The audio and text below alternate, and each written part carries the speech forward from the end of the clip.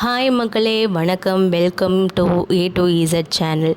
இன்றைக்கி என்ன ஸ்பெஷல்னால் மீன் குழம்பு. இது நார்மல் மீன் குழம்பு தான் எல்லோரும் வைக்கிற மாதிரி. பட் இது சமையலே தெரியாதவங்களுக்கு ஒரு யூஸ்ஃபுல்லாக இருக்குங்கிறதுக்காக நான் போட்டிருக்கேன். வாங்க வீடியோக்குள்ளே போகலாம்.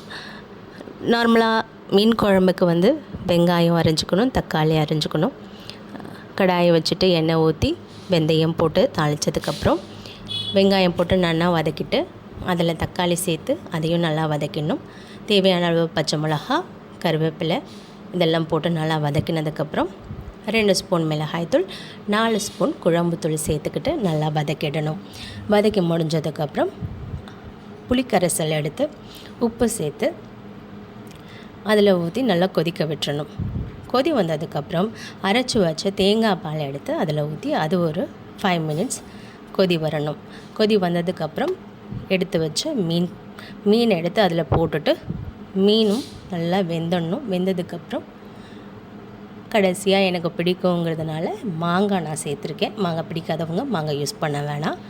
மாங்காய் போட்டு கொதி வந்ததுக்கப்புறம் இறக்கிட்டோன்னா மீன் குழம்பு ரெடி.